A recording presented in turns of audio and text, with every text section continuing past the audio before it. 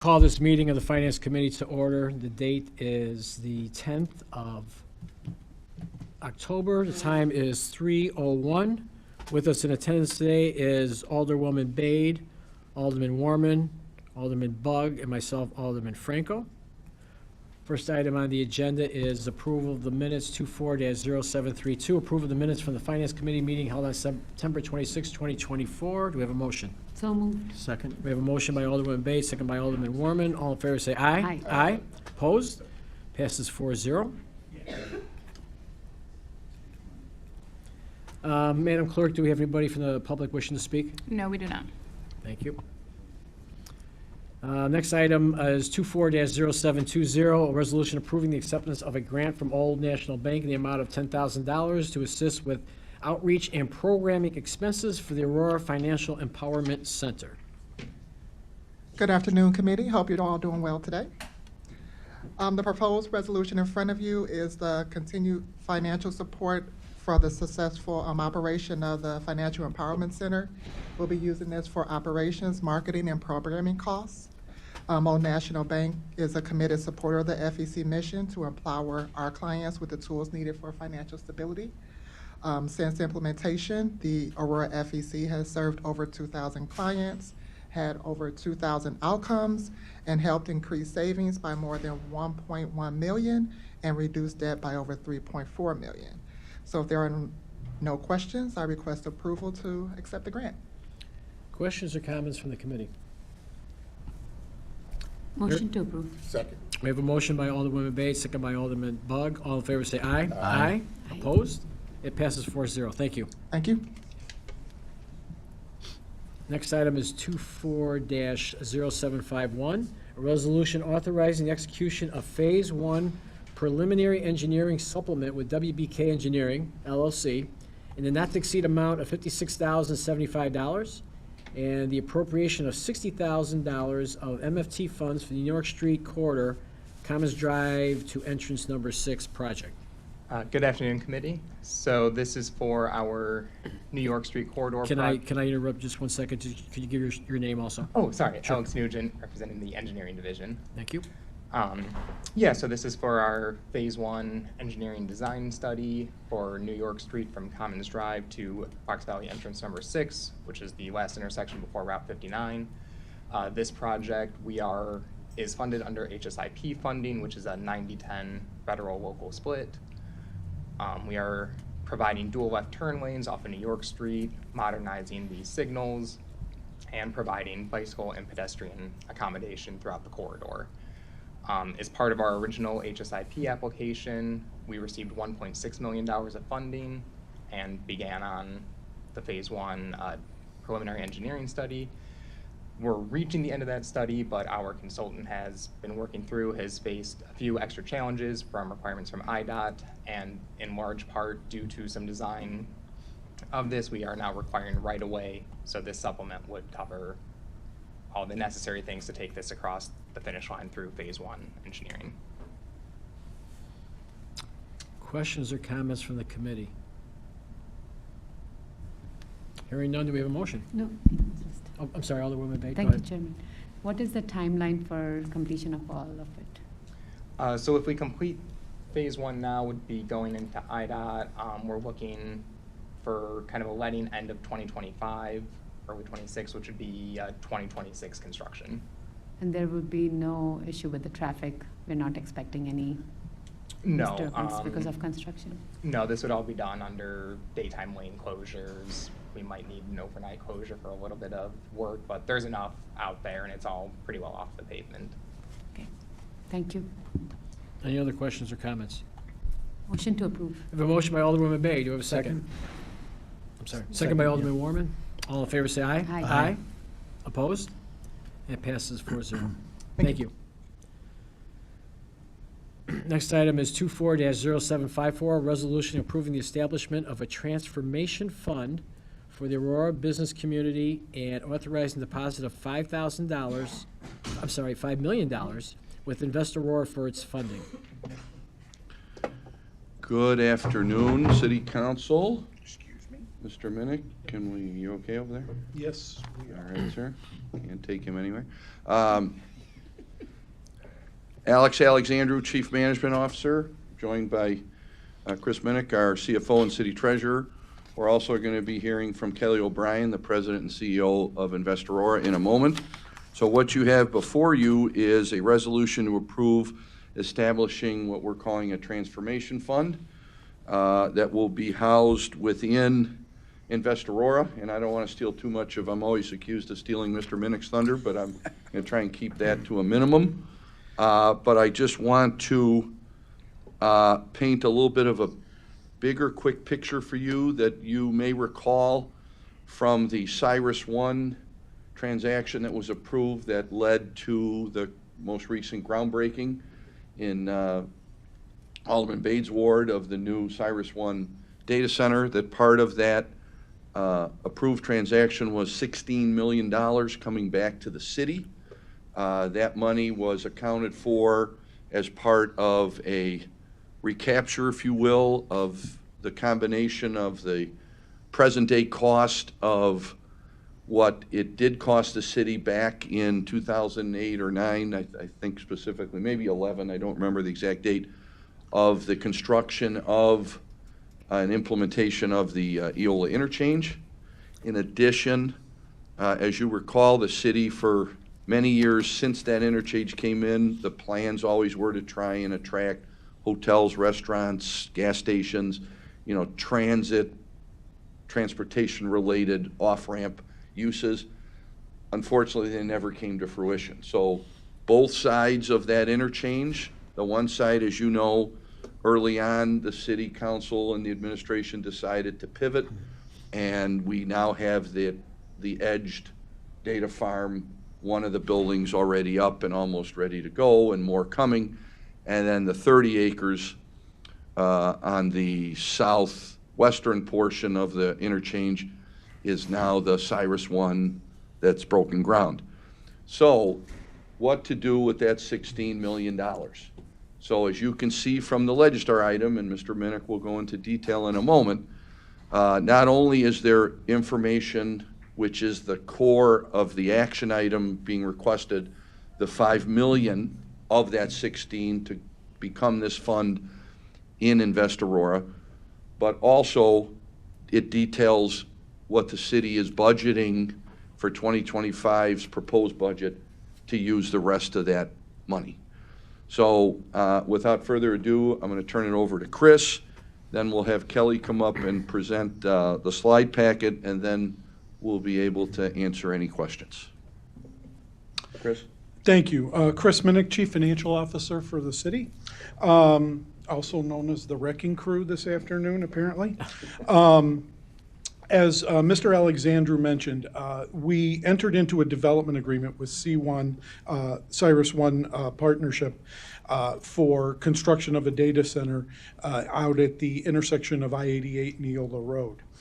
That particular development agreement did call for a recapture of approximately $16 million for reimbursement of the costs of the improvements that were done related to the I-88 Eola access back in the day, as we had discussed.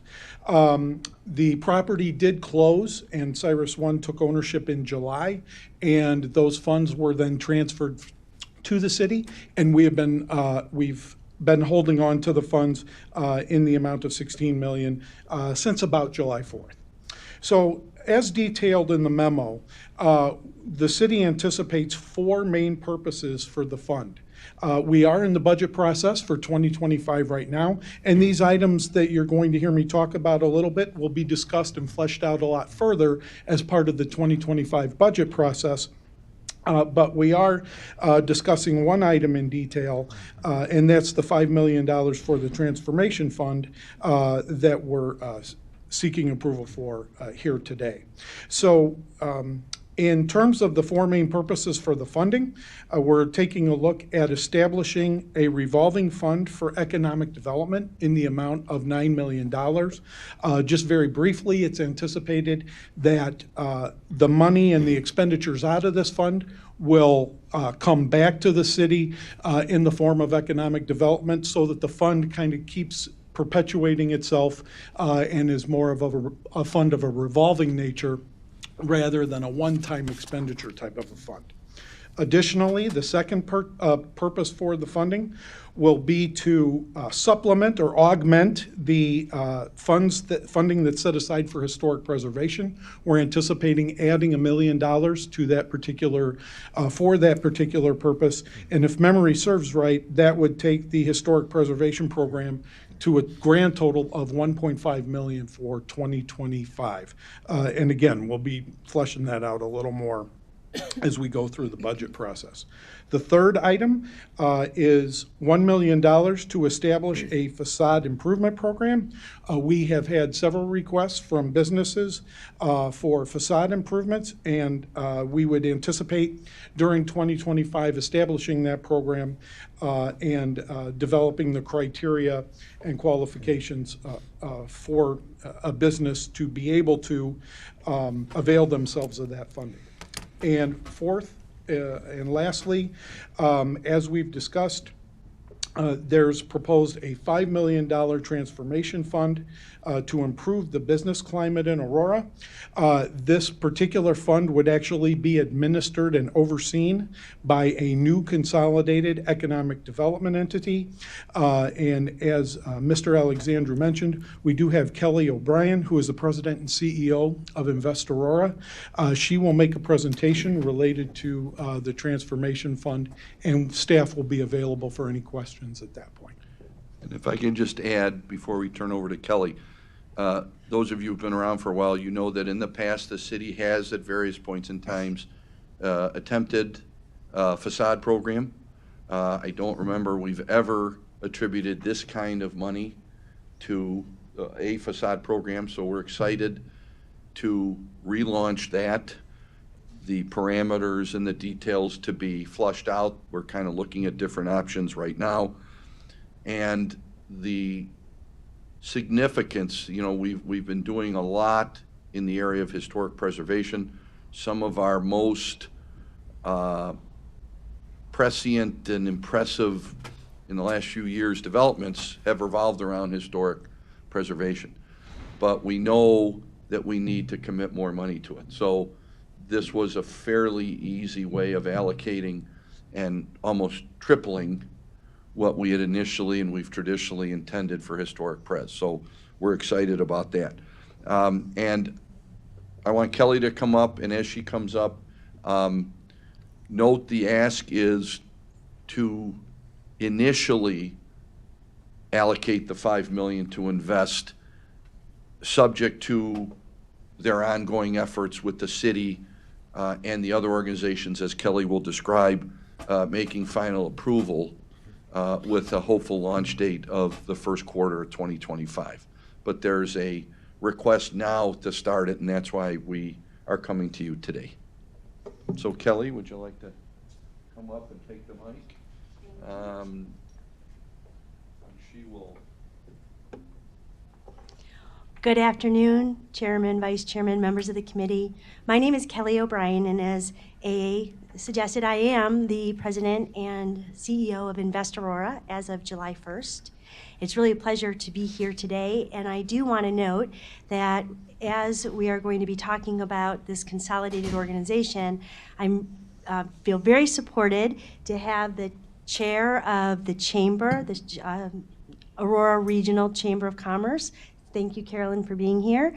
And Aurora Downtown is being represented by a member of the leadership. There's Bernie.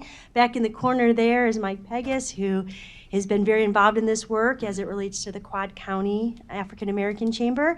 And we have members of the Invest staff here. So if I'm not able to answer your question or give you great confidence in terms of what is being proposed, we've got a great team working together. So my goal today is to really talk about really successfully, hopefully, talk about 5 key points in this presentation. And first is, just as it relates to who I am, I have spent the good part of 20 years in economic development. I am a licensed attorney, and as it relates to economic development, I have worked on a very local level, I have worked on a regional level in 2 metros here in the Midwest between the Milwaukee, Chicagoland, Northwest Indiana corridor for almost 10 years. And then out in the Carolinas, in Charlotte, between North Carolina and South Carolina, and on the federal level in Washington, D.C. So I really come to this work with a lot of different perspectives. And it's truly an honor to be able to work with Aurora, and specifically Illinois' second largest city, and such an important power base for this metro. The second thing I want to talk about is public-private partnerships, and just really kind of set the stage in terms of how Invest Aurora and the Mayor's Office of Economic Development, how we work together. Then talk about the ecosystem as it relates to the business. We're not there yet. No, I don't know who's turning the, oh, yeah, sorry. If we are, and then talk about the ecosystem as it relates to the business association, the organizations that exist, and then our proposed changes to this ecosystem, and then, of course, the request and why this financial support is so imperative for us to be able to do what everybody is in agreement from the organizations needs to happen.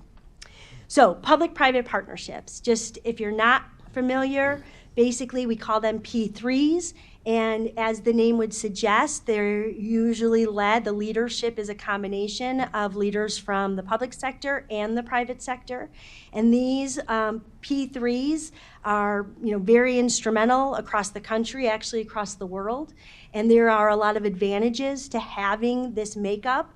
So as it relates to the work between Invest and MOED, it is, again, it's not unique. It is a very, very valuable partnership. And I also want to acknowledge David Debo, who's in the audience, and someone who I talk to at least once a day. Really appreciate all that MOED does, and the way, again, that Invest and MOED have traditionally worked together. So if you're not familiar, just some examples. The Illinois State Department of Commerce, which is the DCEO, and Intersect Illinois. Intersect is the P3, so kind of a similar relationship to MOED and Intersect. And we've listed a couple other examples there. Moving on to the next slide. So again, just really stressing this strong partnership that exists between MOED and Invest Aurora.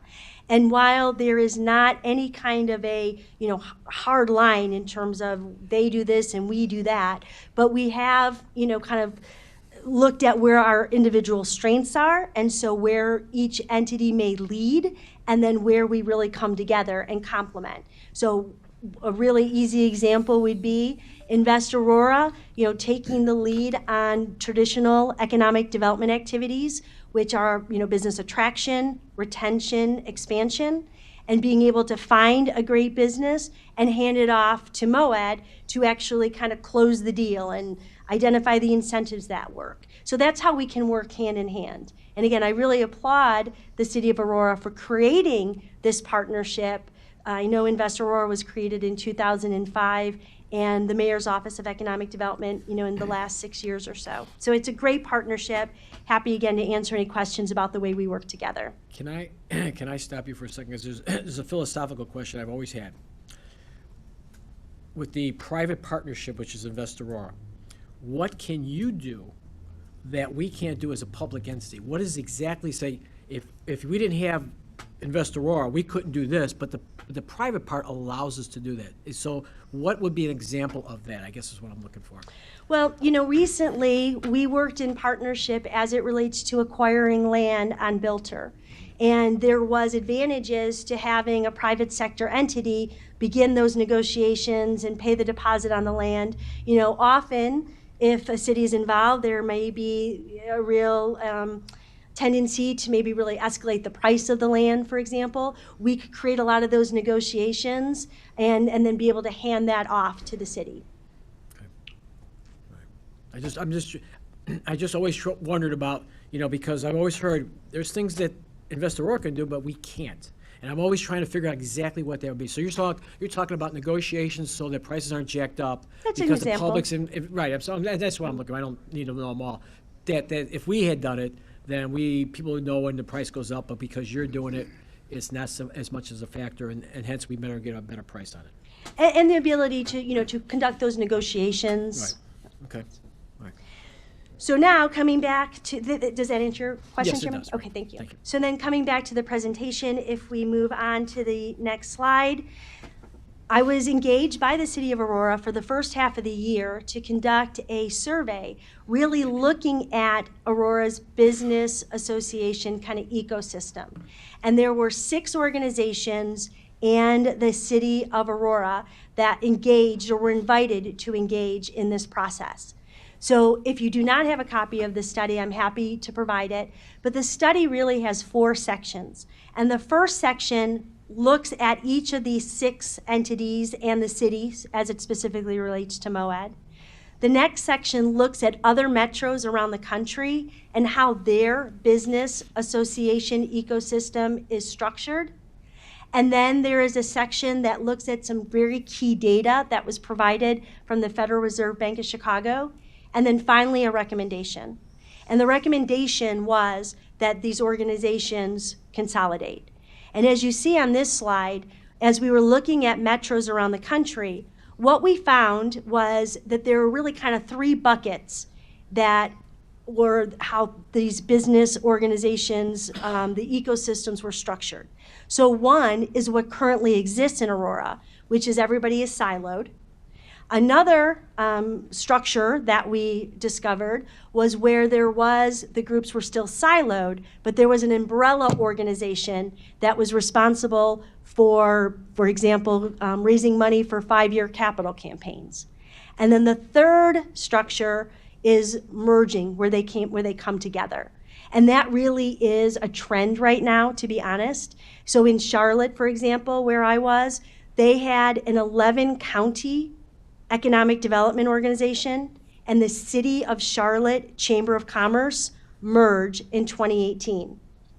Another example, recently, the City of Rockford, that you may have read in the news. It took them 2 or 3 years to bring their community together, but they really saw the wisdom in bringing their economic development and their chambers together.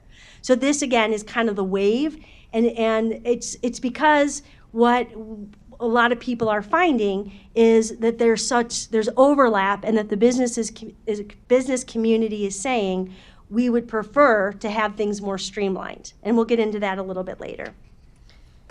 Next slide, please.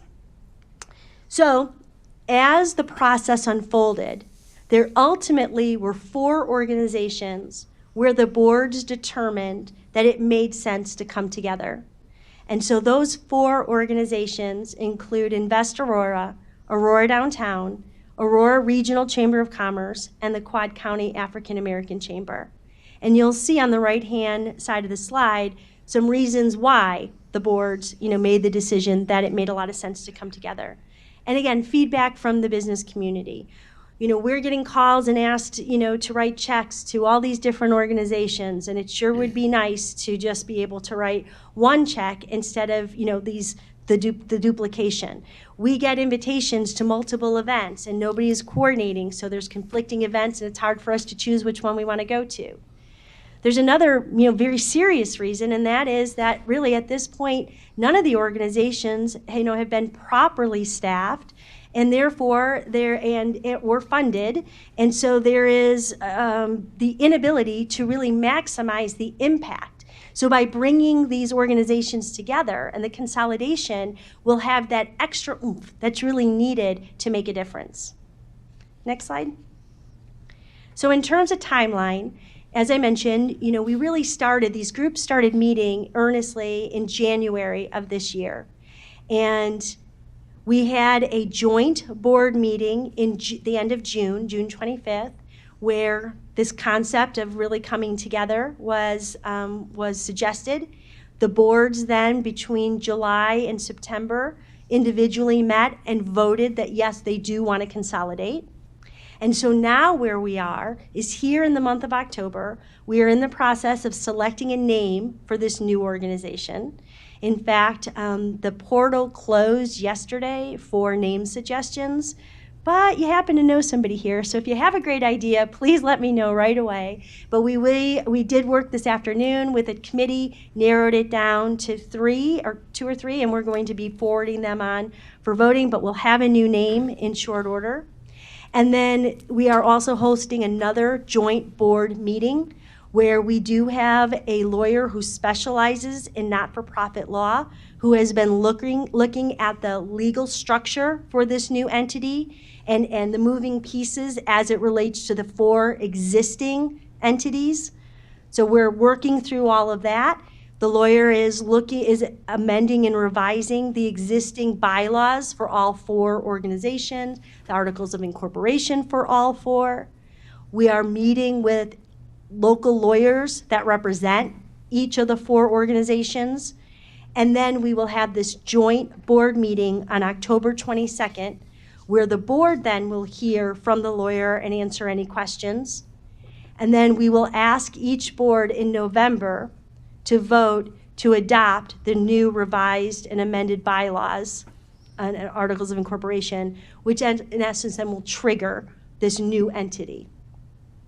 In December, we're going to be working at, standing up a website and really making sure, kind of getting our internal house in order. I mean, we're working on that now, but it's going to be, again, really moving, advancing, really standing up this new entity. And the goal is to have a big launch event early in Q1. Next slide, please. So we're here today to talk about what's being called the Transformation Fund. And the Transformation Fund, again, will really support these member organizations, that are uniting and addressing the fragmentation that exists in Aurora, that's really holding back the ability to embrace transformational initiatives. And you'll notice on the slide in the second paragraph that we're talking about a newly established public-private partnership. So again, it's really important that we work together, and we appreciate your consideration for our request. Next slide. So from a 30,000-foot level, the Transformation Fund will ultimately support and foster economic growth, champion inclusive opportunities, elevate Aurora, and boost local, regional, and national impact. Next slide. And so how are we going to do that? Well, again, going back to the first half of the year and talking to these other metros that are really growing and asking how do their city government and business organizations, how do they work together? How do they make this work? And what we've heard that was really a successful recipe is you bring leaders from government, from academia, from the private sector together, and you identify the needs. One example, my colleague, Chris Faber, and I were just the other day, this week, met with a business leader who has not been active at all. But we said to him, we told him what was brewing, and we said we wanted to get him involved, and he said, workforce. Workforce is a need. And there are programs and initiatives, whether it's workforce recruitment, whether it's workforce training, whether it's workforce retraining. So all of that is the kind of feedback that we'll want to get, and then we will establish these work streams. What I'm really excited about is we published an RFP to get a national consulting firm to help us with a strategic plan. We got 23 responses from some of the best companies in the country. And we put together a committee and unanimously selected a consulting firm called TIP Strategies. They have worked with CMAP, they've worked with Lake County, they're familiar with Illinois, but they've worked all over the country. And so they will be helping to guide the conversations with with kind of the business community, academia, the public sector, as we decide on these work streams. And once we hear the needs, then we will design the initiatives that will move the needle and address these problems. And what we have seen in other communities is that there are metrics, and the organizations are held accountable to these metrics. And that's how you continue to get the investment from the private sector, from foundations, from government to advance this important work. So there is a lot of accountability built into all of this. Next slide. So as it relates to the Transformation Fund, it is envisioned to be a sustainable fund, meaning that, again, we will be working with the private sector to fund this work, foundations to fund this work, as well as government from federal government grants, state grants, And we are just thankful that there's the opportunity to have the city of Aurora provide this initial capitalization. Because as you can imagine, it gives this entity a lot of credibility as we go to these businesses, and we're asking for substantial investment. So what I want you to know is moving forward, I commit to giving you biannual updates on our work. We will be publishing an annual report, really kind of touting our successes and letting you know where maybe we are struggling and what we are doing and why we're doing it. We will have a 13-member executive committee that will oversee this fund. That 13-member executive committee will be populated by 5 members that were chosen by the mayor and 2 members that were chosen by each of the 4 organizations. 8 plus 5 equals 13. That's our oversight committee.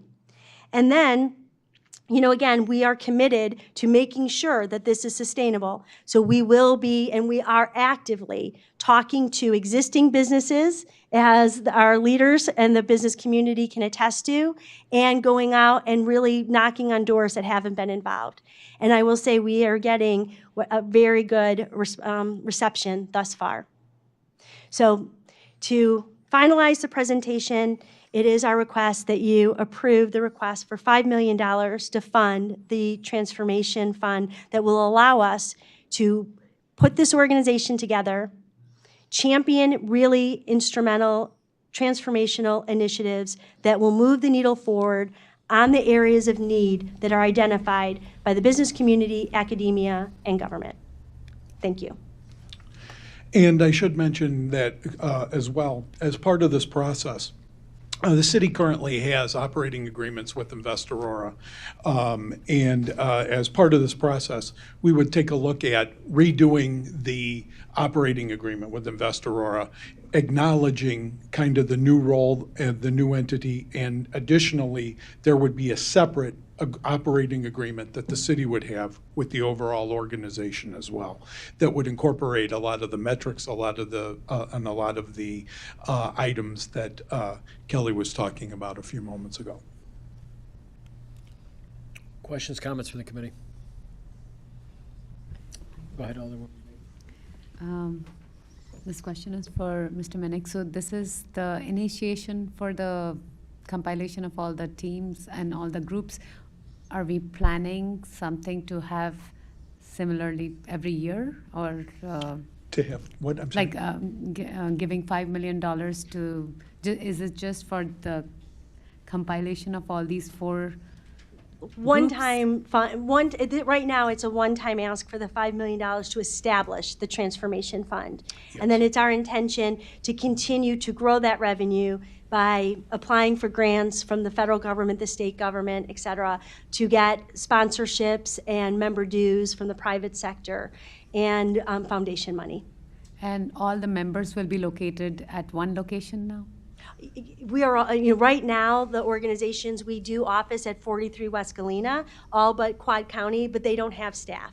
So yes, right now, all 3 staffs are in the same office space, but there really hasn't been a lot of collaboration before this year. So some of the money will go for paying the rent or owning that place from this? Okay. So as you recall, Alderwoman, we already budget every year to support Invest Aurora through the agreement that the City Council approved. So you will see in the budget that comes out next week. Yeah. We have budgeted some additional funds. I want to say it's in the neighborhood of 1.1, 1.2-ish. Yes, it's about 1.2 in total, as I Thank recall. you. So rent and those types of things are included already in that base Invest Aurora budget. The agreement Chris is talking about is going to be the new agreement with the, I'll call it the umbrella organization, because they haven't decided on a name yet. But the umbrella organization will bring together everything that the individual organizations have responsibility for under one umbrella. So for now, they will be at 43 West Galena, and then we will look at future space needs tied to when the casino moves and vacates the first floor of 43 Galena. You know, we've talked about other alternatives. many of these other organizations that Kelly has looked at in other cities, they do have one central hub office where they conduct their affairs and host meetings and the like. So we would long-term be looking for a location like that if it's not 43 West Galena. Okay. Okay. So I have a question. So right now, let's just take the chamber. Who pays the chamber salaries? So the chamber is the only group that the city does not have. We don't have any agreement or relationship business-wise Right. formally with the Aurora Chamber or the Quad County Right. African American Chamber. But Aurora Downtown, we have an agreement that they get funded out of the SSA and Invest Aurora. So the chamber, their money comes from their own budget, funded by membership dues, donations, fundraisers, and the like. So going forward, so our operating, so not this fund, but our operating budget as it stands right now with Invest Aurora is about 600,000-ish, and it pays salaries and operating expenses. Would that be about ballpark for you? So, That's, I believe so. so when we have this umbrella organization, will we, because it's new, will they be, the operating expenses be paying their salaries from our new budget proposal of 1.2? The collective. Right. The collective group, correct, but So the operating expenses will go towards Invest Aurora plus these new ones that will be on board with them to pay. it'll be going towards the umbrella organization, including those groups. Right, okay. And yet to be determined, which is in process, she referenced the consultant. A lot of that is gonna be flushed out with the consultant in terms of more details that will be reflected in the new proposed agreement we would bring forward for council approval. So we're having the operation fund, which will go over the budget. Transformation. Oh, yeah. Well, that- right, operation, and then we'll have the Correct. transformation, which is not paying salaries. This is just for getting things done, which will self-reimburse itself because the participation from the business community say, we want to get in because you're doing a good job, here's whatever we're going to give, and that, so that $5 million could stay the same or grow, but that's, we're using that to work with I stuff. think the intention, Alderman, is to have it grow, and this is part of the model that has been proven in other communities that Kelly showed us. Right. That there's a key fund that's established early on, that's the seed money. Sure. That then also helps us go out and attract additional state, federal, it's a little bit of a chicken and an egg, but at this point, we're fortunate to have the opportunity that arose from the $16 million, sure. which was otherwise, I don't want to call it found money, but it was skillfully negotiated to acquire, and now's the time to apportion it. So do we feel that, because I know that sometimes the chambers have problems getting all the businesses on board, for whatever reason. Maybe they don't think that they get a bang for their bucks or whatever. Does this, with this new organization, do we feel it's gonna be more attractive for those businesses that haven't got in the past to come in now because we got it all going and we got everybody working together and it's be more value to them, I guess? So two things, and I'm going to let Kelly chime in too. From my perspective, being here almost 25 years, the chamber has had its successes and its not so successful times. But the fact that the current board and membership voted unanimously to join in speaks volumes. Secondly, from the early work that Kelly and the team have done in some meetings and meet and greets that we've had, the response has been overwhelmingly positive. And people are already starting to prioritize financially supporting the group and/or taking leadership roles in the new organization. So it's very exciting, the positive response we've had to date. Yes, thank you. And just to reinforce that, what we have found in other metros are that businesses really see the value in supporting economic development and using that as a broad umbrella. So when I, started in the beginning of the year, one of the pillars on the chamber website was economic development. And when I said, well, what are you doing with economic development? They said, well, we don't really have the bandwidth to do it. It's an aspirational. But now they'll be part of a larger team that is really doing it. And so the business community, I think, will respond very positively to that. I'd also like to point out that just in terms of my own mind, keeping all of this straight, is I'd encourage you to think about the work that this umbrella organization, and we're going to have these different departments and different work streams. So whereas, with Aurora Downtown, and that's very specific to the SSA 1, and any funding that comes has to be used for SSA 1. Well, currently, there's only one full-time employee for that. So you can imagine, again, what one human, and there's a part-time person, but 1.5 people can really get done. So now what will happen is that they will be able to access this larger team. So while we will, appreciate the support, to complement the work that the city does in SSA 1, the team, the SSA 1, will benefit from the economic development team that focuses on the attraction and the retention, et cetera. It'll take advantage of the communications team and the events team. So there's going to be more bang for your buck as it relates to funding the SSA 1. And the same thing with economic development. As you have continued to fund Invest, while we won't be called Invest, there's still going to be a core economic development unit. And so your support of that unit will allow us to do the work that we do to support, to complement MOED.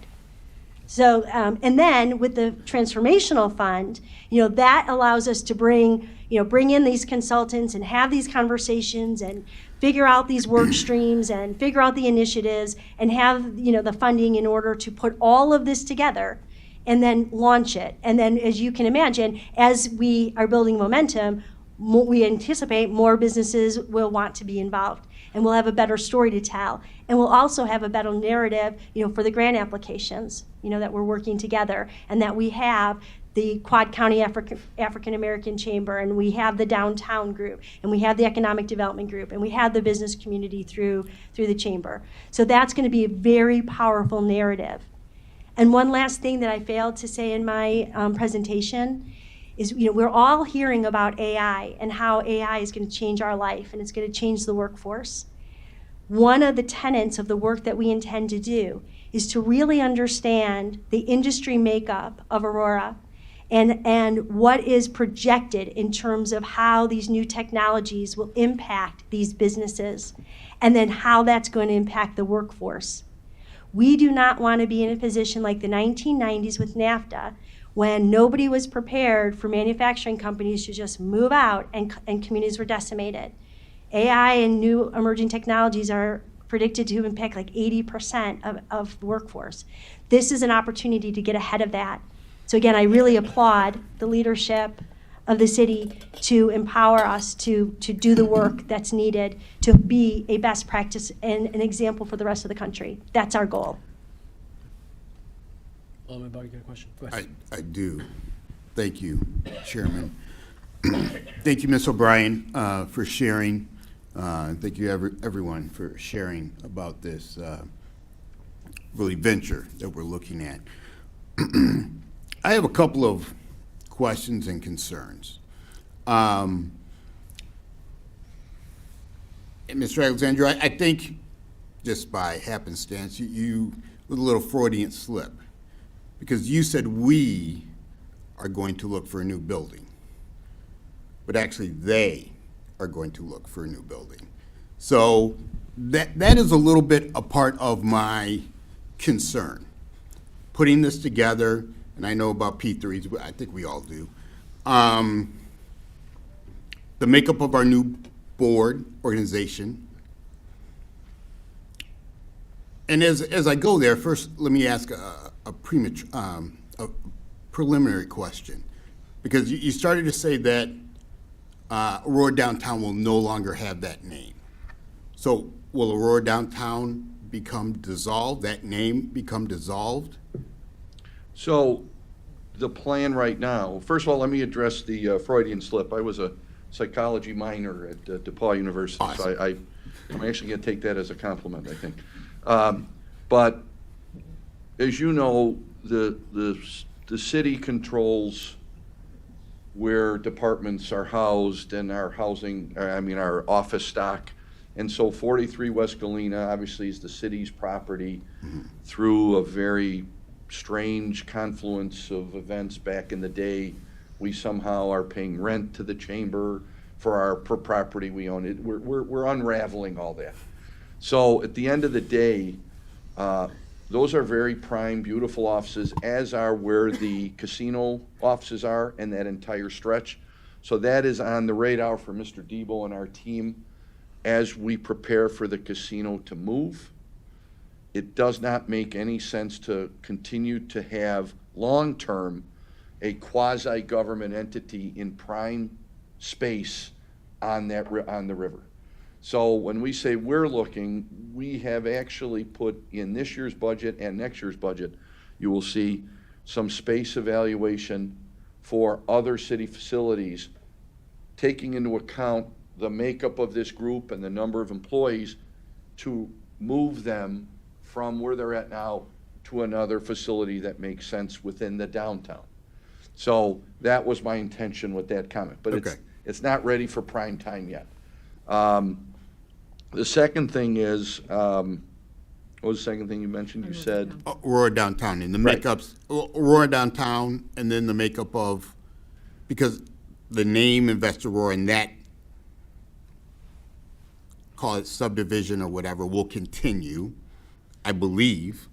right, so we are working on, so we're preparing until we get, the new master agreement. The intent is that the Aurora Downtown Organization, Invest Aurora, they will still be under the umbrella, correct?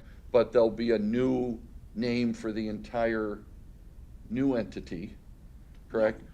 So we have, and I should also point out that Invest Aurora did set up a separate bank account that we're using for revenue and expenses for this consolidation.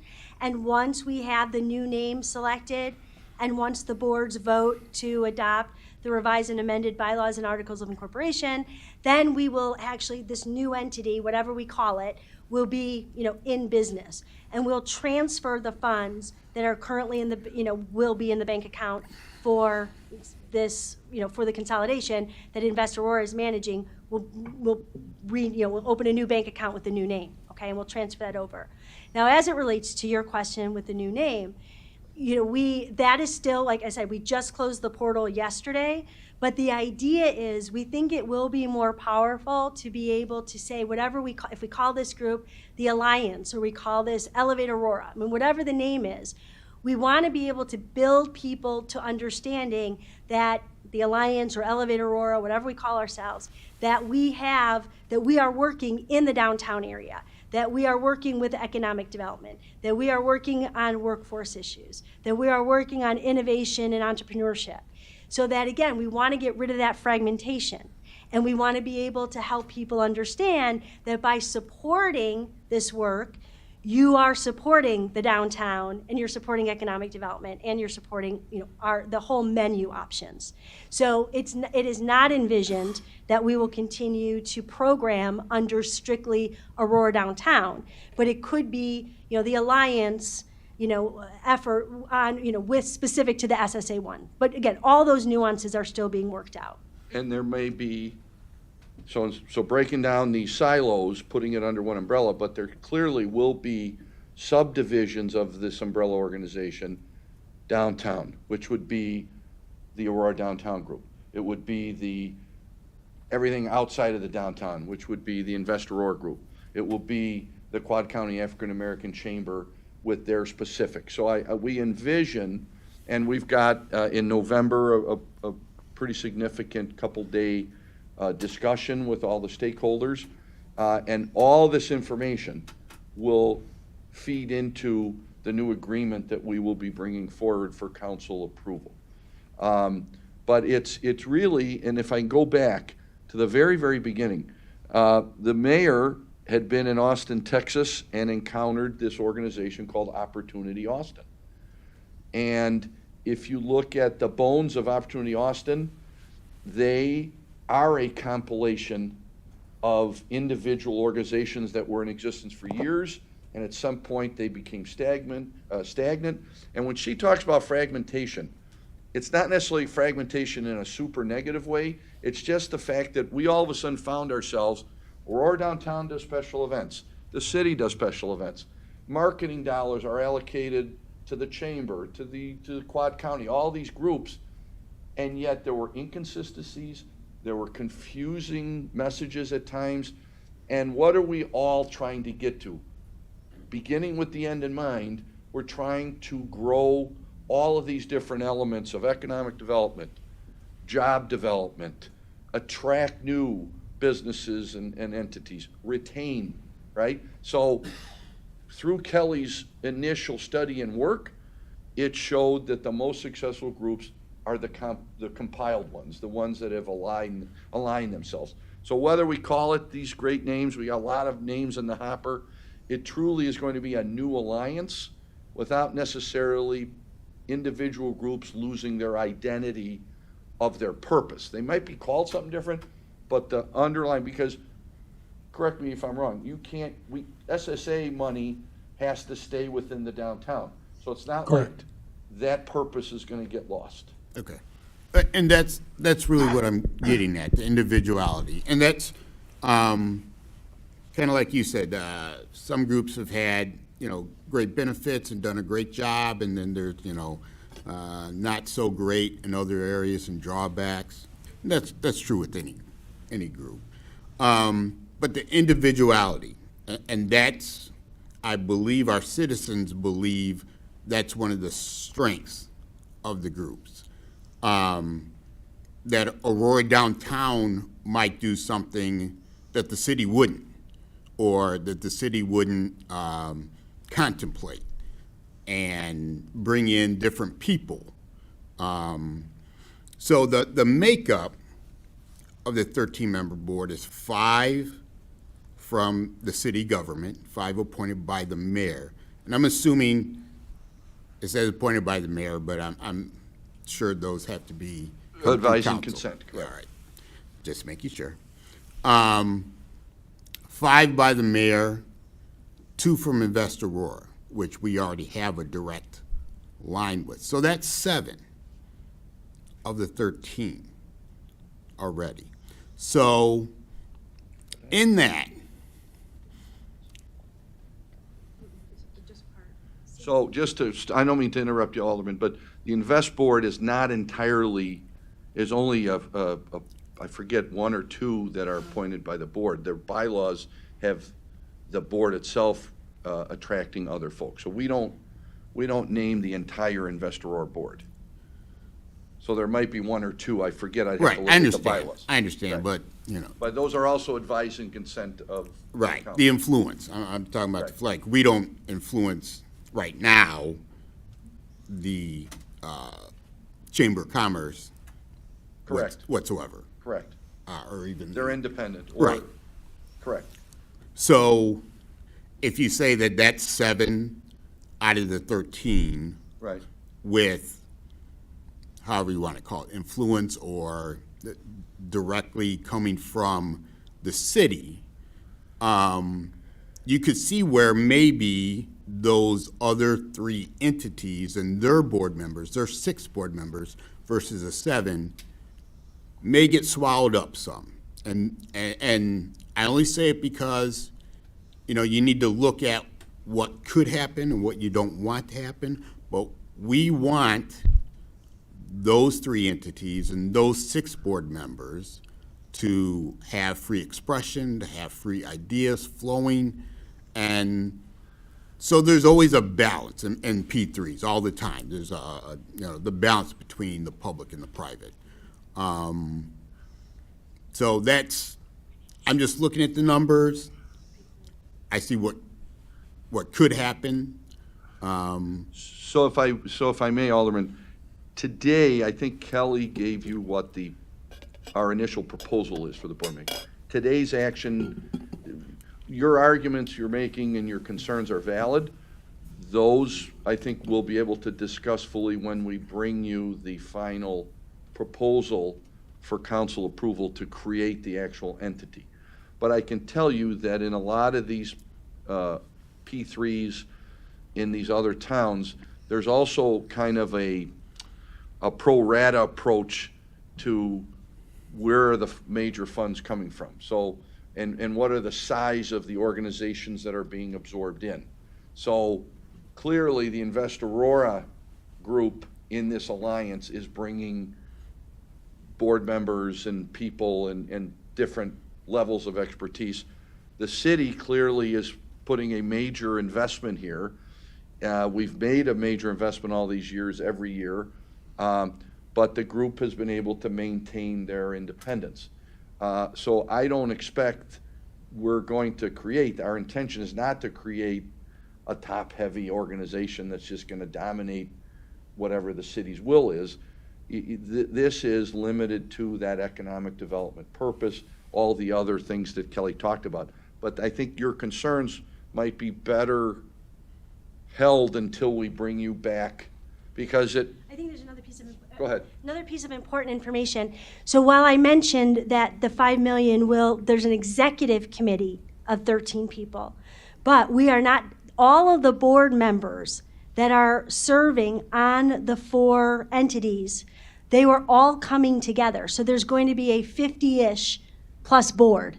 So the 13 members will also be accountable to the 50-ish board members that are coming from all 4 organizations.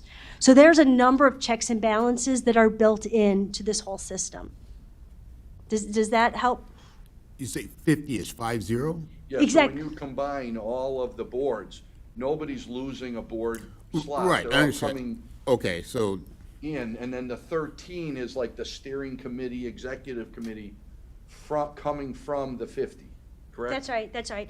And so, and just again, the model from Charlotte, where I worked, before this post, we had a large board. In fact, you can look at, a number of these organizations all over the country. It's a large board, and then there's a smaller executive committee. But there is accountability back and forth.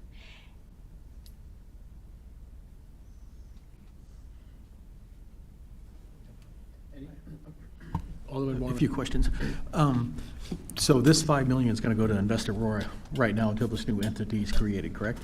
Correct, so Yeah. upon council Yeah. approval, Chris would move 5 million out of the 16 million that he has kind of In his held pocket or aside. whatever, yes. I've made sure he's kept it aside, it's in his secure. back pocket. Yeah, I've seen it in his office, if you look at it, yes. The reasoning behind doing it this now, transferring the money now before the entity's developed, is there a timeline for this, or what's the reasoning behind that? The reasoning is a couple of things. One, we're incurring expenses, as Kelly referenced, she has set up a separate fund. That fund is being covered, but there are more coming. And secondly, as we are doing as the entity's doing the fundraising and the outreach and evaluating grant opportunities for 2025, there is some great value to having the organization's balance sheet look as robust as possible at the beginning. It is a startup, but we may have an advantage, especially if the city signals its great support for this with this $5 million transformation fund, in addition to what we've been doing and the work we're doing to create the umbrella. That's a win-win opportunity for the future of this. And we want to hit the ground running in 2025.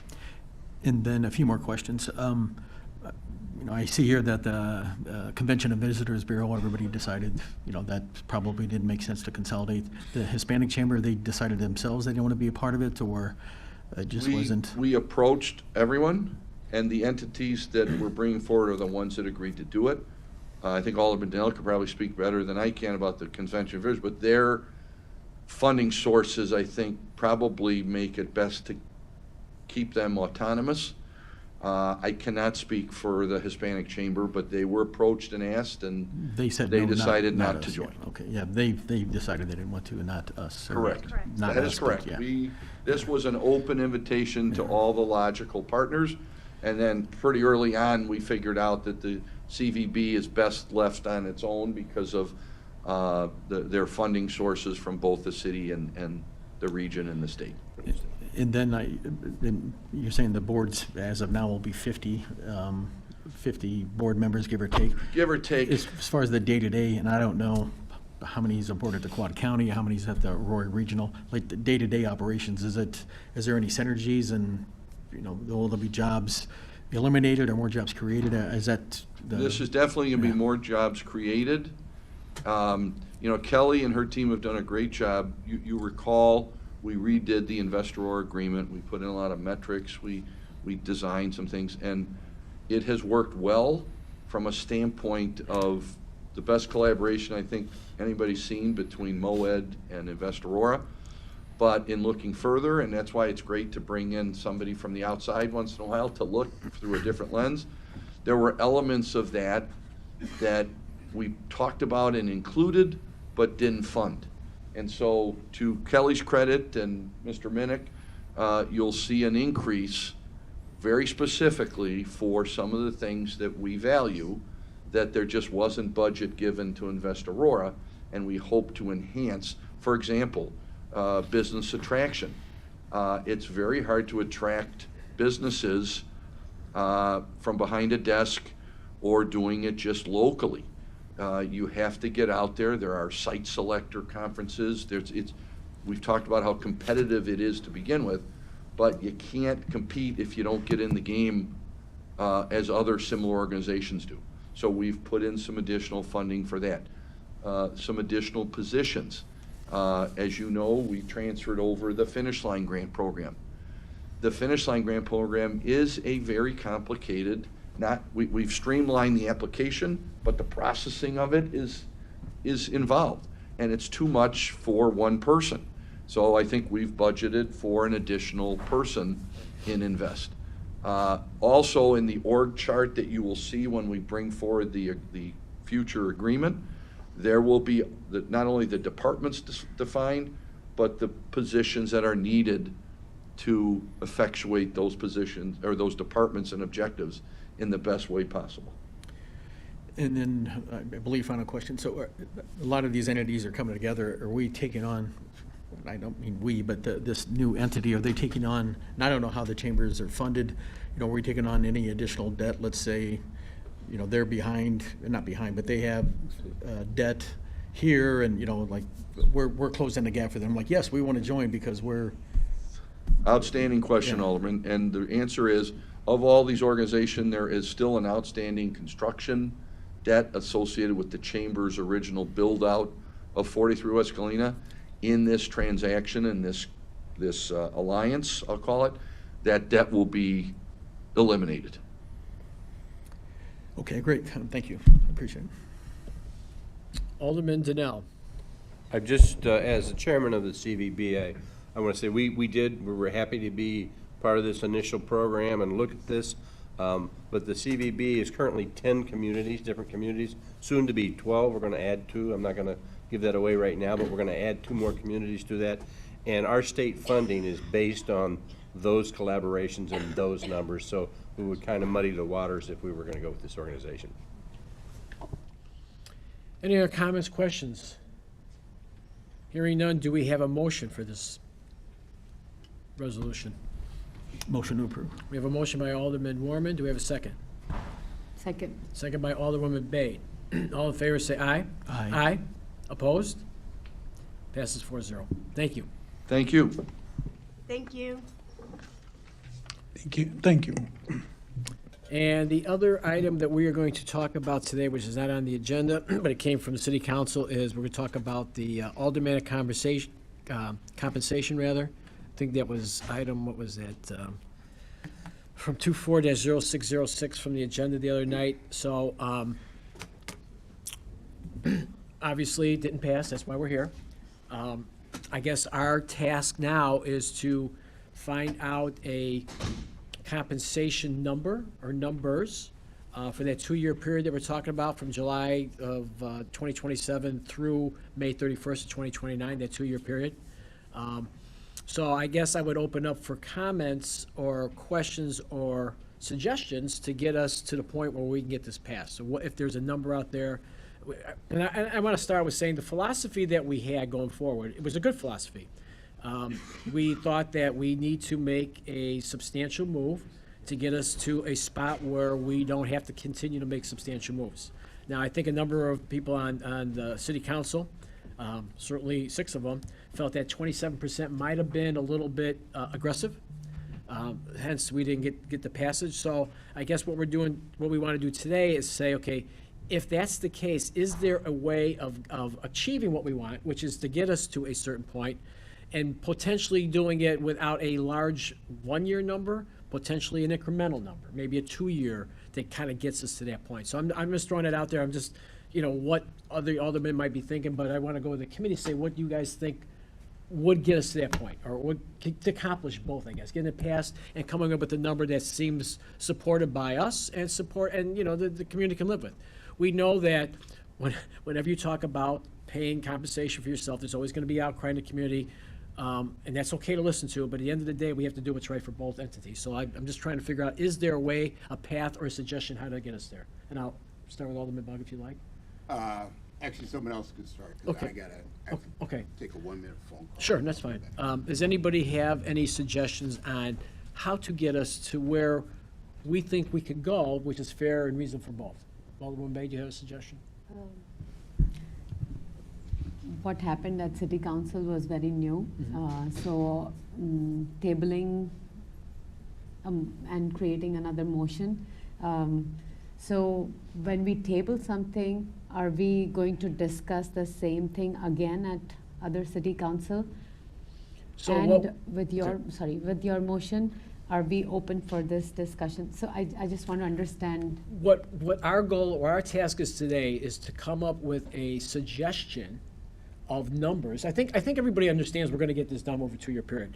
What numbers does everybody feel comfortable with? And when we would start here today discussion, and as we did last time, bring them a consensus or a suggestion that they could vote on. Now, could it be amended that day? Yes, it could. But I think going forward, because of the way it came out, the suggestion process, and I would think that more times than not, when we make a suggestion going forward, it will probably be accepted. Now, we made the suggestion, it wasn't. So we learned a variable lesson about maybe whether it be the numbers themselves or the perception. Let's be frank, there's people out there that voted against us that probably said, it doesn't look good. All right, well, that's fine for them to think that. So I guess our task is what numbers would look good, what numbers would be fair, and also being able to be voted on a yes to accomplish both. So what we'll end up doing, I would hope, is we'll bring some to the committee to whole with new numbers. They can take a week to look at that, and then the following week we vote on it. So I think that's the process in a nutshell, without being formal until the day of the vote. Okay, so currently with the table thing, that is also up for vote, and the new suggestion will also be up for vote. Will we have two different things? Well, let's ask legal about Yeah. your particular question, because I don't know Yeah. that I have the exact answer for that.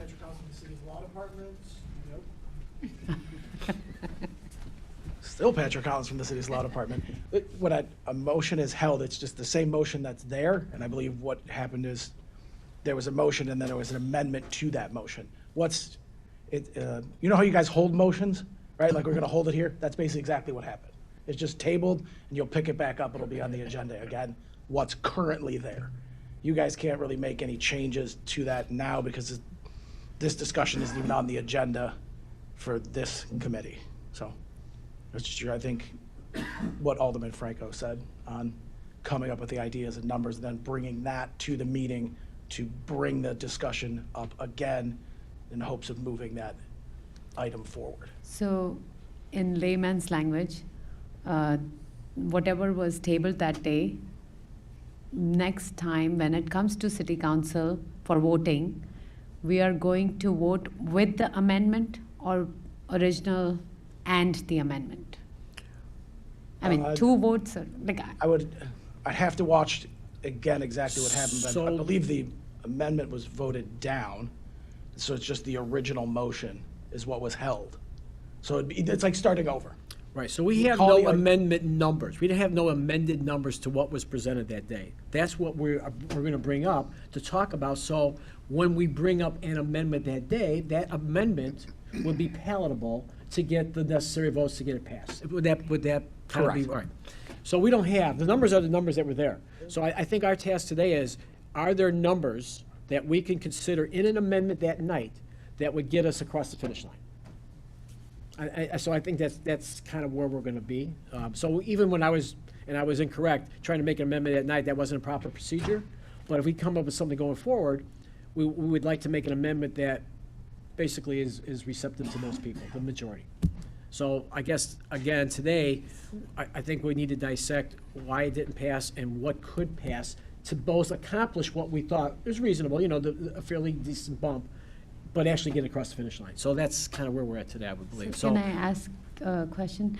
After the meeting, did anybody approach to you or anybody said anything what was making them uncomfortable voting in favor of this, or what would make them comfortable to vote? I did not talk to anybody to say, if you did this, I would vote yes, if that's what you're asking. So no, I don't know that. So, I know what would make me comfortable, but I would like, if we vote on this and it's 7-5, we go a certain direction, that's wonderful.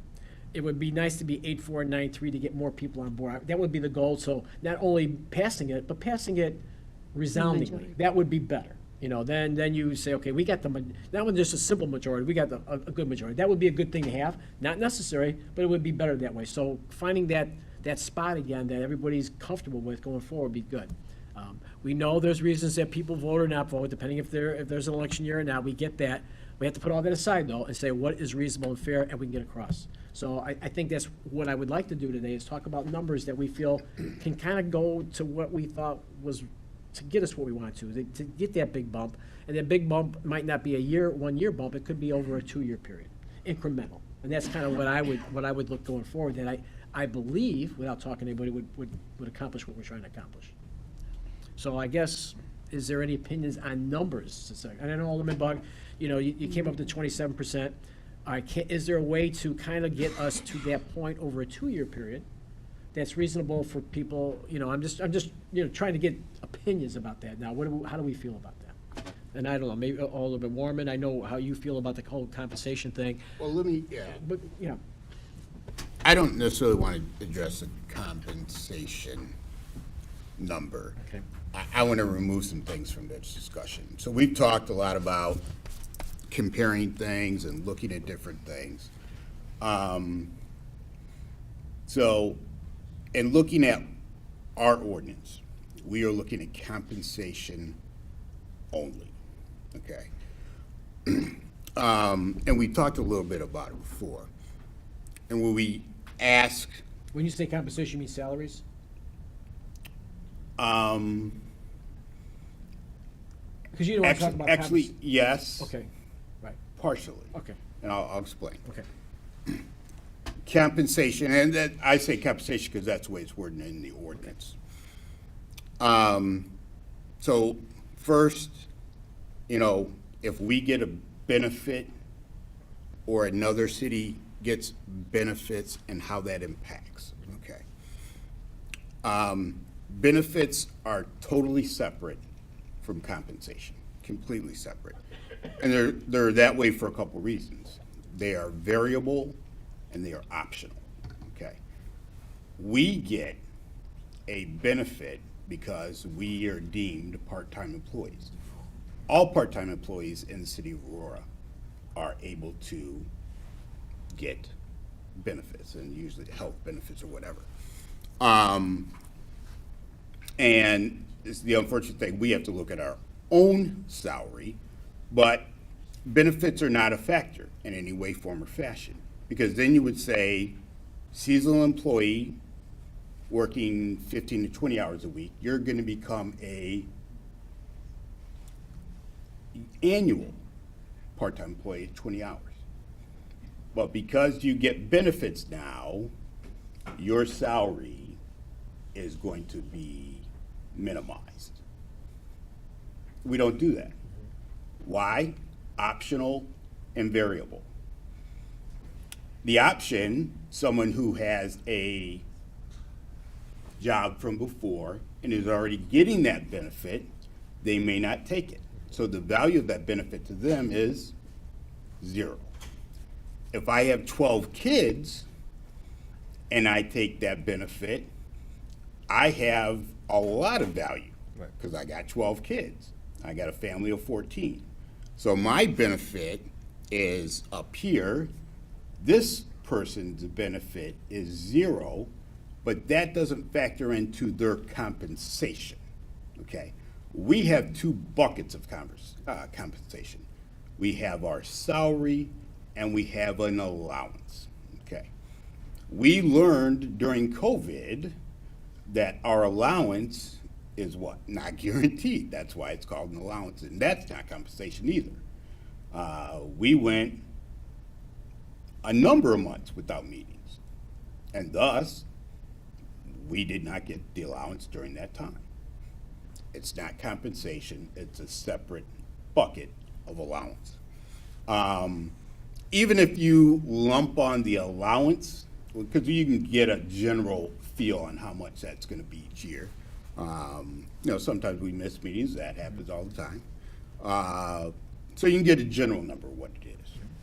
So if you take our salary and our general allowance number, we all know that we are far, far, far behind comparable cities doing the same thing that we do across the, and I say across the Midwest, across whatever the area. So I think that gives us a good starting point. You said maybe we need to look at, over the two, we're looking at the 2 years, 27, 28. Maybe we split that down the middle. I don't know. I did talk to a few people, and we know some people are gonna vote no regardless because of the situation. So I took a look at some other cities in that regard, just very briefly, something we want to consider for 2026. We won't be having this discussion in October of 2026. We need to be having this discussion in January of 2026. Far removed from any election, any type of motivation to just take that away. It's just, the other thing that we've talked about is having a, some type of board, commission, maybe one that already exists, that takes the deep dive first and then gives us a recommendation, and then we can kind of fudge those numbers where we're not, and a lot of other cities do that.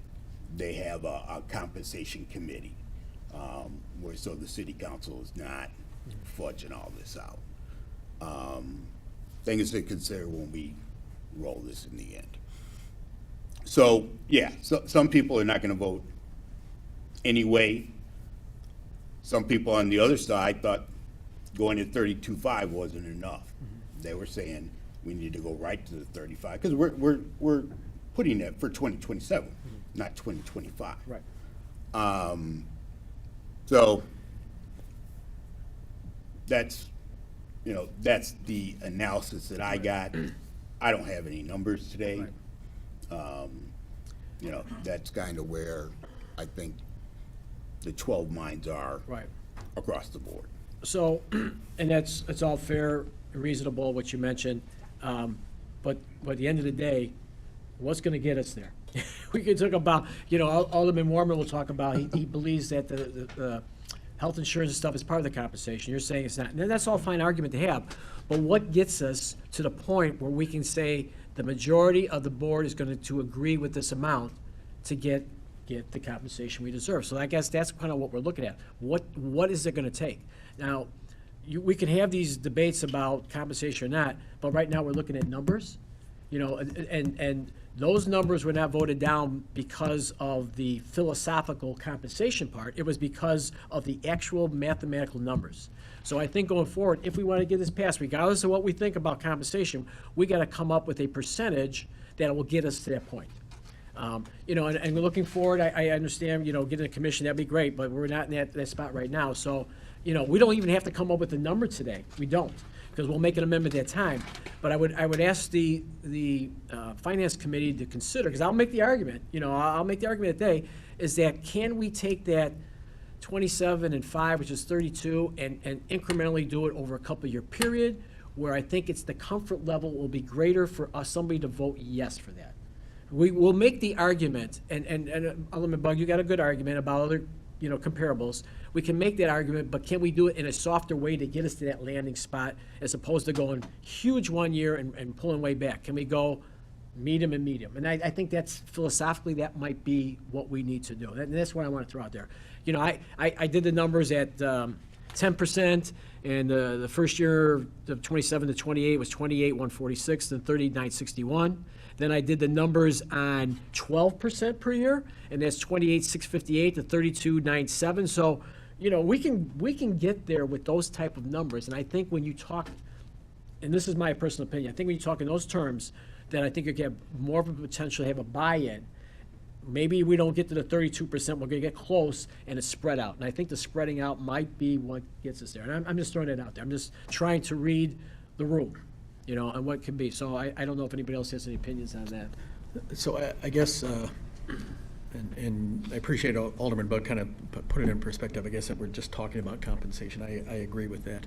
And my whole argument is you gotta look at the bigger picture, whether it's just compensation or I mean, it appears on our W-2, the stipend is on our W-2, so that, to me, qualifies as compensation.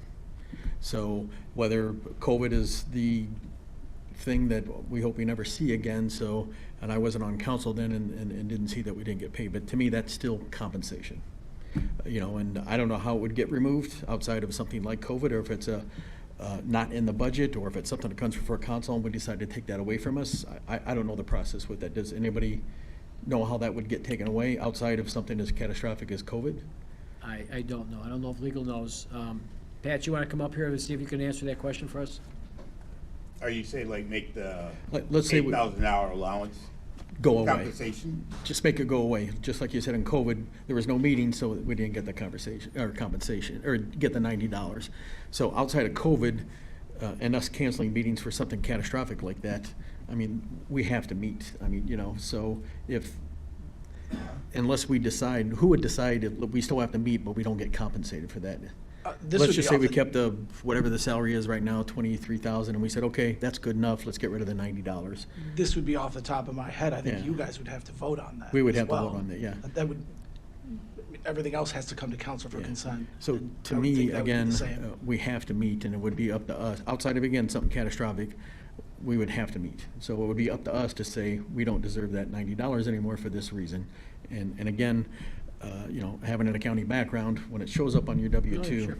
that's compensation. Sure, right. So I would argue that point, that it is compensation. Now, the benefits of it, again, philosophically, we all have looked for jobs.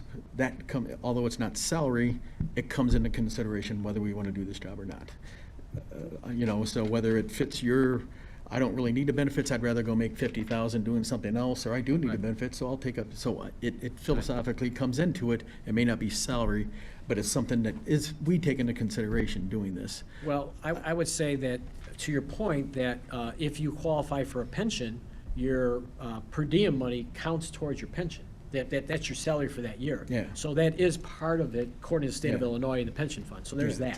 that. And then, and again, the benefit isn't a salary, you know, the insurance isn't gonna show up on our W-2, but here's what does show up is the perk of getting benefits at an aggressive rate.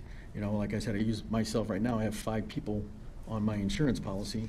From paying private insurance to paying this, I know which one I like better, you know, so. Oh, sure. So that may not be compensation, but that's a reason outside of civic duty of taking this job, you Right, know? right.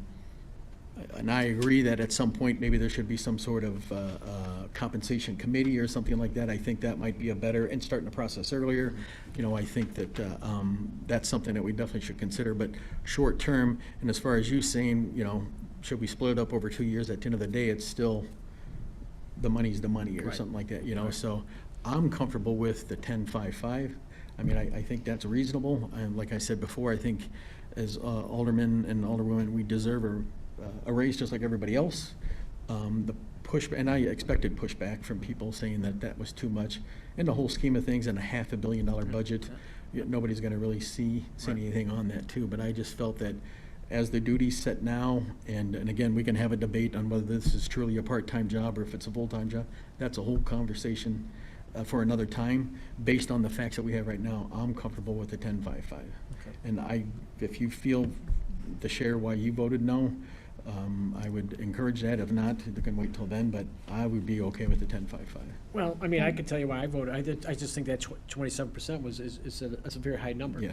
And as a public servant, you know, you kind of answer to the public. Now, I would answer, say, we could use a raise, but then there's the degrees. And it was just, the degree was in my mind, because believe me, philosophically, yeah, we should make more money, but certain numbers just stick out a little bit more nose. And I Yeah. think that was my problem, is at 27.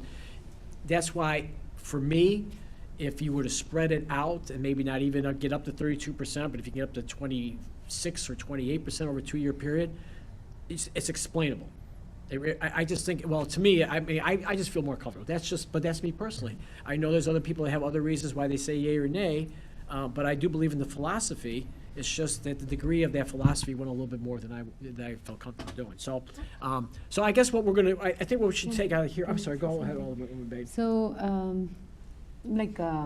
it's not a raise for any of us. We are doing it for a position in the city, and we are the people who have to vote for this, unfortunately or fortunately. So, Aurora is the second largest city, and we have to, and with the size of, with the population size, we have to keep it in mind that the responsibilities are way more than many other comparable cities, because it is the second largest city. So we want to make it attractive and also put something on the map that this is the place which is catering to everybody's needs in a very nice way, which Aurora is doing already. But we are deciding this for future. So I think what I understood from you is you are more comfortable if we spread this out, and instead of giving base bump over the years, 2027 and 2028, you'll be more comfortable voting in favor, because it's not 27% bump, it is whatever different number. Right. If we are at lower end right now, at some point we are still playing catch up after 2 years, and we have to see what this position deserves and can make. Dividing it in such a way where we get decent amount in those 2 years, maybe more palpable for other council members. Is that what you think, or? Well, yeah, I think that's true too, and I think, you know, with Alderman Buggs' amendment that we do this 2 years, which is really, since we can do it, it's just easier and better. So you don't have to forecast 4 years. 2 years is even harder to forecast, but obviously 4 years is twice as great. Makes it better for us, makes it easier, so we can monitor the future better. So after a couple of years of this, say, you know what, we're in a good spot, or no, we need more, then we do another 12% or another 13%, you know, because we're not there. And but once we can make the argument that we're behind, as long as we do it in I'm just going to use the word reasonable way, and I don't think 27 was as reasonable to the public as it might have been to us, then we can just keep going with those types of numbers, and we will get there. And I just think, again, it's better optics. We know what we deserve. We know what we do. I can make the case, because I used to work weekends and nights and holidays. I still work weekends and nights and holidays. I'm not there full time, but I'm on call, as we all are. So that's, there's a lot of things you could factor into that, and it is a thing. It really is. So, and our responsibility. You can make the thing. We're making decisions for this city with more than a $500 million budget. That's a lot of responsibility for 12 people, but we do it. So yes, there's a lot going on with us. So there's that, and then there is what's reasonable for that. And I think that's just where we're at. And I think we understand that it's higher, but can we get there a different path? How do we get to there with a different path? And I think, personally, I think the incremental thing might be better for all. We can still get there. It may take 2 or 3 years as opposed to 1, but I think it's easier to pass along to the people who put us in this spot. And that's kind of the big picture for me. So dividing this 27% over 2 years? Versus For me, that 1 would be a year. lot more palatable than the 27 over the 1, yeah. I just think it's better. And we are just having discussion. Yeah, here right. today, no To me, voting, so- and we're not making the amendment now, to me, that would be, I think, for me, it would be better, and maybe for a couple others too. But we want, again, what's it gonna take us to get there? That's really what we're looking for, to accomplish what we feel we should have, and to make it to the point where we can get the majority of the city council to vote on it. And what is that number? And so obviously, that number wasn't what we put out last time, so when we make the amendment going forward, if we do, then we need to make an amendment that kind of gets us there, that we get 7 votes. We want to go 7-5, but like I said, 8-4, 9-3 is much better because we have more of a buy-in from everybody else. And I think there's probably 1 or 2 other people that would go along with that. So still on on city council, we'll have original and then the amendment. An amendment, whatever we will be proposing or will be proposed, will come up that day. Well, I mean, we could leave it as it is and vote on it, and it would probably go to, No, this is on Cal as an agenda item. Right. That's what Right. Mr. Veenstra said. So this is going to be moved at Cal, and then whoever can make Okay, a motion at that time, okay. how, you Got it. know. and it'll go on unfinished, I'm assuming, and then we'll break it down again, just like we did before. So that's why I want people to think about our discussion again today, which is not that much different than before. It's just maybe changing the formula, just changing the numbers to get this over the finish line, because we really do want to, and I think we can. If we feel that 32% over 2 years is where we should have been, but we can make it 26% over 2 years, and it gets voted yes, then when we go to the next time, we can throw another 10% in there, and we're right where we wanted to be. It just took that 3rd year. But we get it passed because it's acceptable to us, to the majority, and to the public. And I just think that's where we want to go. We can get there. It just may take 1 extra year if we can spread it out, that's all. So what you're virtually to be at, so 27, so after, no, on the 2028 compensation year, we would be at 32.5 instead of being there at 2027. So, like you said, splitting 27% over 2 years. So what be Howard, 17 and 10? Yeah, so what I plugged in 16, 12%. 11. Right, so I just plugged in 12. And 12 got us, so that could be 13 or even 14. But if I plugged in 12, at the end of 2029, we'd be at 32.97. So if we felt at that point in time, yeah, that's still not there, then we could go another 10% on that. Now we're at 35-ish. So Are you that would. saying 12 and 12? I did 12 12% each year? 12 for the first 2 years, yeah.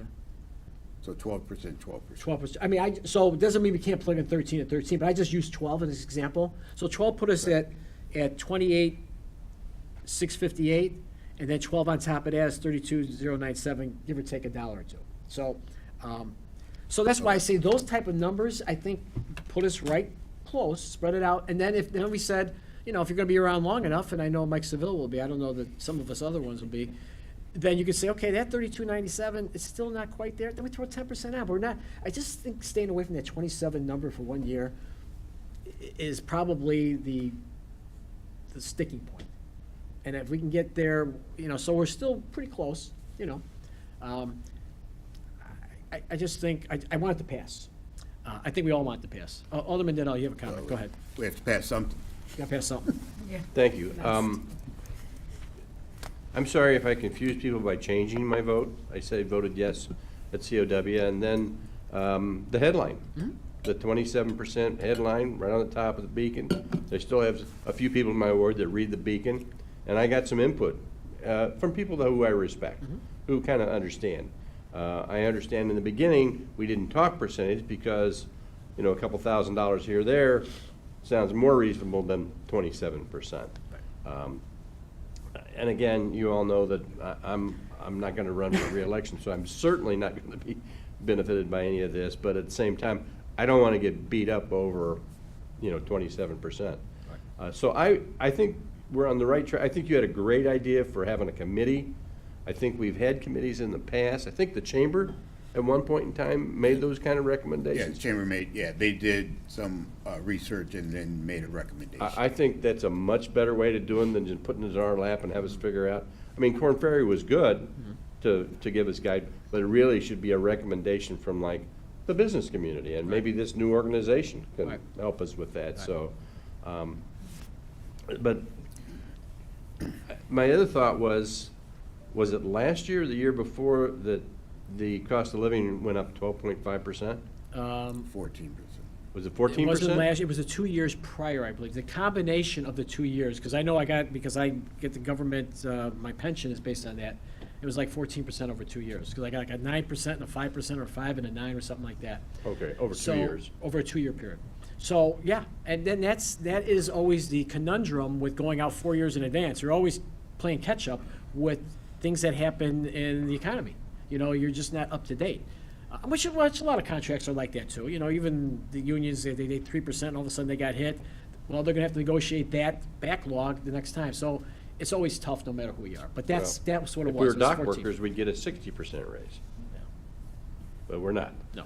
So, I think somewhere in that 12.5, I don't know that I'd go much higher. And again, I'm just spitballing because Right. but again, I'm sorry, I don't want to take lumps, you know, Right. and which I already have, but, you know, I Right. mean, I'm used to it, my head's kind of lumpy anyway, but, Yeah. so I think we're in the right, and I like the idea of it split over 2 years. Yeah. That's something I could support. You know, again, if you're looking at optics, we can make the argument that from what the research we've done, that we are behind. But how do you make the argument? I think the argument is tough to make in one fell swoop over a little bit of more of an incremental swoop. And I think and I think for the public, they would be much more comfortable with that to get us to that point. I don't think, we've all had people say, and I know this has happened, you can pay me enough to do your job. That's out there until they see 27%, then they reel that back in and don't talk about it anymore. So there's always that. So we understand that. We just got to find that way to navigate that point to get to where a reasonable amount is. And I feel that for all benefits, it would be better incrementally over a 2-year period than it was one fell swoop. I just think that would be better. Well, as you remember the Bob O'Connor wisdom when it comes to the water bill, you want to make sure you go up a little bit each year so you don't put that off and then get hit with a big number. Well, I did think about that too, how that's our philosophy of that, and it's a pretty decent philosophy. Not that you can basically mirror it exactly to this, but it's not a bad philosophy to do, if you can do that. And I think we possibly can here, so. So I would say this, so I think the discussion was good today. I think everybody should think about what gets us over the finish line. And then we could talk about, then at COW, I'll explain what we talked about today. And we can throw out different ideas at that point. We'll let everybody chime in and see to get there, because ultimately, we just got to get it done. And I think we can. I just think it's almost splitting hairs now. Instead of 1 year, we could do it 2, maybe even a 3rd year going forward. And then we get to the point, hopefully, and if it stays with us, even if it goes to somebody else, then we could say 2.5%, 3%, whatever the CPI says, we just go with it because we are at that point, and we just haven't gotten there yet, so. One quick Go ahead. point question. So I just want to make sure I understand that what you're supportive of, and I'm just going to use what's currently out there, 10.5. And will that 10.55, will that just become 10.5 with Alderman Bug's recommendation of doing it every 2 years? Yeah, because we only got 2 hours. So yeah. it'll be 10.5, It would let's be say. 10.5, yeah. So you're proposing, and again, using those two numbers, that 10.5 is 15%. You're saying doing 7.5, so it's still 15? Or are you saying doing, whatever, Well, I wouldn't say that, yeah. because I think that number, and I think we'd all agree, well, not everybody, but I think a lot of us agree that number would not get us to where we want to get. So So, I'm just, as an example, so you're yeah, saying. so if we yeah. did incrementally, it'd be Yeah. 50/50. So it's still 10.5, it's just 7.7. Well, I or would say something we like would that. just do, if the numbers were going to be 10.5, I'd just say, just do 10.5. Just as an example, I'm just saying if you thought 10.5 was too high, you're saying break it down to 7. If I thought 10.5 was too high, I Yeah. would say break it down over 2 years Yeah. to equal that. So it's number. still the 10.5, it's just 7.5. It's still 7.5, 15%, yeah. it's just how you get to the Yeah, 15%. how do you get there, And that's okay. why the 32%, I think that still might be too high over a 2-year period, but can we get to 26 or 28% over a 2-year period? Yeah. Maybe we can. Richard, you have something you want to say? I'm sorry. Sorry, Ted. I think you got to go over here. Rich Jacobs, Chief of Staff, Office of Alderman. I have nothing to add to this very important discussion, but to announce that if you park where you normally park in our parking lot, we have to remove our cars before 5 o'clock because they're getting ready for the Luminara this weekend. Okay, all right, thank you. Many of you didn't, but some of us, I'm one of them, did, and so we need to run out to our cars. We get an email with license plate. So, don't we? so, If you so I, didn't see it. I'm okay. So I would say this, so I think we should think about what we talked about today. We can rehash a little bit more at committee of the whole. But I think, we're gonna get there. We just gotta figure it out. So, if there's no more about this particular discussion, do we have a motion to adjourn? Motion to adjourn. We have a motion by Alderwoman Bay, second by Alderman Warman. All in favor, say aye. Aye. Aye, and we are adjourned at 4:41. Thank you. Thank you.